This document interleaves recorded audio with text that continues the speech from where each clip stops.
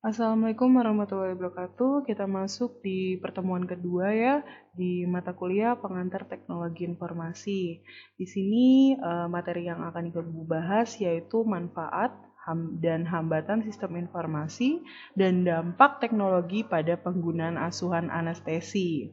Oke, selanjutnya kita akan menjelaskan atau kita akan memahami dulu yaitu manfaat dan hambatan menggunakan sistem informasi. Setelah itu kita juga harus tahu yaitu dampak teknologi informasi pada penggunaan asuhan anestesi. Di mana kita harus tahu dulu sistem informasi itu apa. Jadi sistem informasi itu adalah sistem komputer yang mengumpulkan, menyimpan, memproses, memperoleh kembali, menunjukkan, dan mengkomunikasikan informasi yang dibutuhkan dalam praktik pendidikan, administrasi, dan penelitian.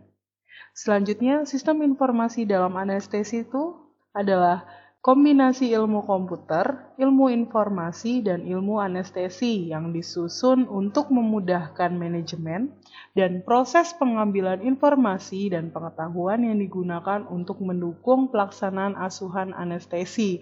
Jadi sebuah sistem yang menunjang kerja dari anestesi tersebut. Oke, selanjutnya juga ada tujuan sistem informasi dalam anestesi, yaitu sistem informasi manajemen berbasis komputer dapat menjadi pendukung, pendoman bagi pengambilan kebijakan atau pengambilan keputusan di anestesi, atau Decision Support System atau DSS, dan Executive Informasi System. Oke, sekarang kita bahas manfaat sistem informasi anestesi ya.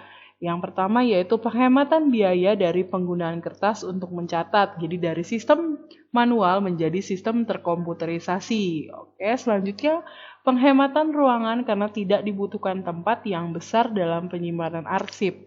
Karena yang tadi sistem manual menjadi terkomputerisasi, jadi tidak butuh ruangan yang besar untuk menyimpan sebuah arsip.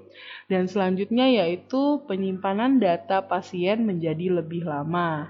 Jadi kita bisa menyimpan data pasien itu tanpa tahu itu baru ataupun lama, ya.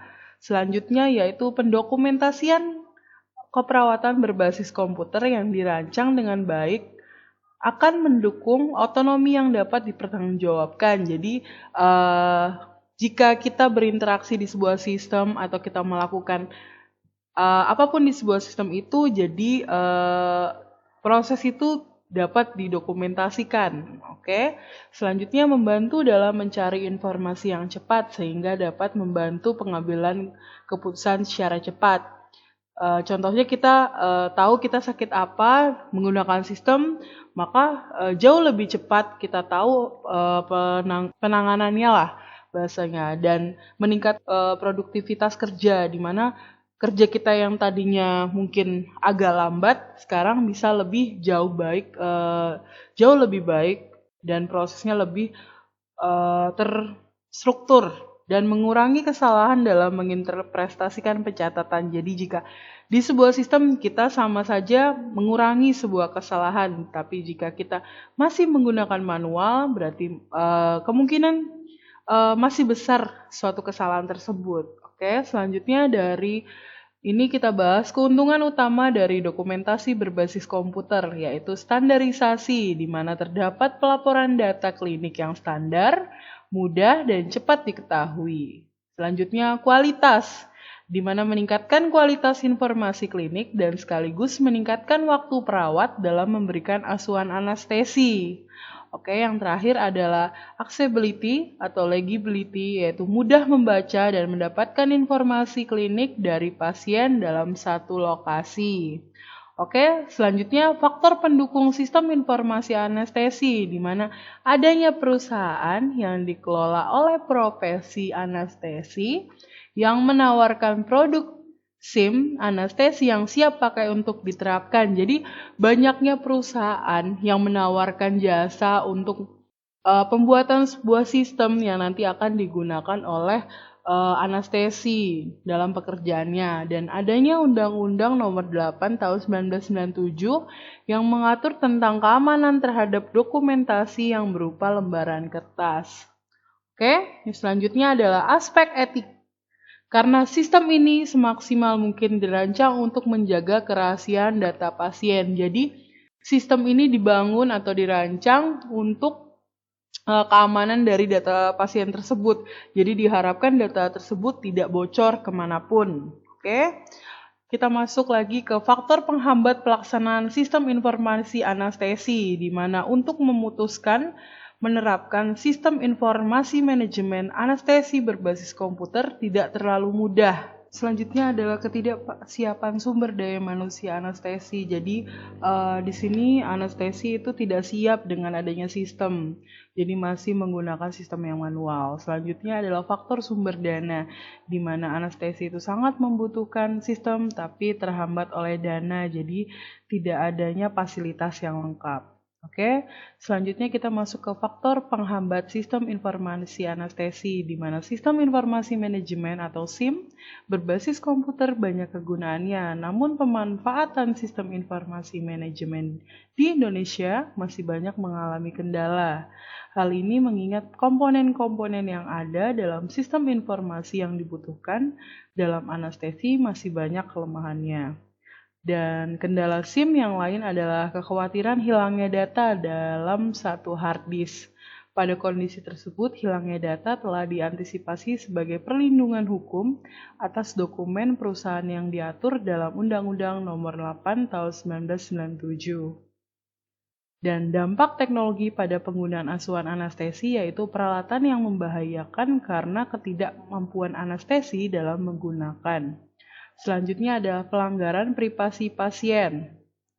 Dan yang terakhir yaitu kurangnya sentuhan atau kontak dengan pasien.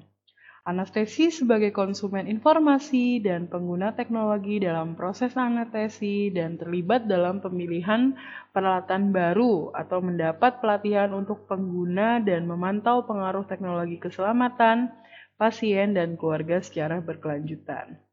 Dan pemilihan peralatan yang mahal dengan teknologi yang canggih dapat membahayakan jika tidak digunakan dengan tepat. Jadi teknologi atau peralatan yang digunakan itu harus canggih. Jadi tidak sembarangan dan di sini takut juga tidak digunakan secara tepat. Oke, selanjutnya hampir serupa dengan memberi asuhan anestesi pada pasien, di mana penggunaan peralatan juga menuntut anestesi untuk mengumpulkan data secara berkelanjutan, untuk mengidentifikasi berfungsi atau tidaknya alat yang digunakan, menginterpretasikan data untuk menentukan sumber masalah peralatan, dan bertindak dengan cepat berdasarkan interpretasi untuk melaporkan masalah tersebut sehingga segera dapat diperbaiki.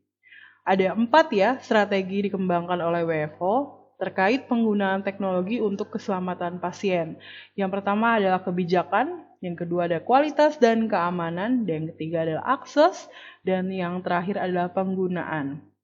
Kita bahas kebijakan. Di sini anestesi sebagai pemberi anestesi pasien langsung harus terlibat dalam menetapkan dan mengevaluasi kebijakan kelembagaan organisasi dan masyarakat yang berkaitan dengan teknologi. Selanjutnya ada kualitas dan keamanan, di mana anestesi dapat memastikan bahwa teknologi yang mereka gunakan memenuhi kualitas internasional dan standar keselamatan dan spesifikasi teknis yang diperlukan sesuai dengan lingkungan klinis di mana alat tersebut digunakan. Selanjutnya yaitu akses, di mana anestesi dapat memastikan bahwa keputusan-keputusan institusi dibuat berdasarkan masukan dari mereka dan juga masukan dari stakeholder lainnya, yaitu keputusan dari atasan lainnya juga.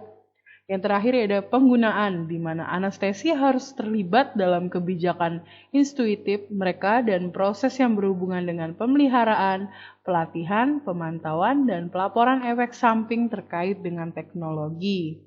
Oke, dan keamanan keseluruhan dan efektivitas teknologi dalam anestesi kesehatan akhirnya tergantung pada penggunaannya. Oleh karena itu, setiap bentuk teknologi memiliki dampak negatif jika tidak digunakan dengan benar atau disalah tafsirkan. Oke, mungkin untuk pertemuan kali ini Ibu cukupkan dulu. Bisa buka website Skalsa untuk melakukan absensi dan mengerjakan tugasnya ya tentunya. Ibu harapkan semua bisa mengerjakan dengan baik. Mungkin Ibu cukupkan perkuliahan hari ini. Wassalamualaikum warahmatullahi wabarakatuh.